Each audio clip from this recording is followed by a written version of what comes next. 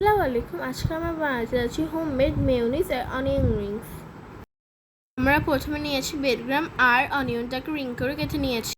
এবার একটা বাটিতে নিব 2 চামচ ময়দা, তারপর নিব আধা চামচ, তারপর নিব পরিমাণ মতো লবণ, তারপর নিব পরিমাণ মতো গোলমরিচ, এরপর চিলি ফ্লেক্স,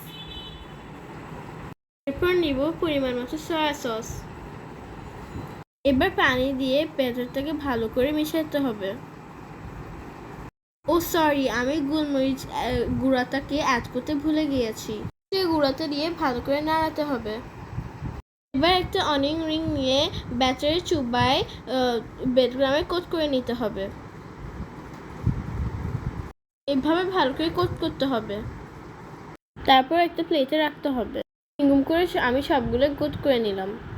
তারপর হালকা গরম তেলে একটা একটা করে দিয়ে দিতে হবে। কমায় একটু সময় নিয়ে ভাজতে হবে। এবার মেয়োনিজ তৈরি করার জন্য একটা ডিম সিদ্ধ নিতে হবে। এরপর এর সাথে 1 চামচ লেবুর রস, গুঁড়া দুধ আর পরিমাণ মতো লবণ, গোলমরিচের গুঁড়া, চিনি আর তেল। এরপরে পরিমাণ মতো পানি দিয়ে ব্লেন্ড করতে হবে। 1 মিনিট ব্লেন্ড করলেই এনাফ। ব্যাস, হয়ে গেল আমাদের homemade mayonnaise. Homemade healthy mayonnaise ready. আলহামদুলিল্লাহ, দেখতে কি সুন্দর লাগছে দেখেন।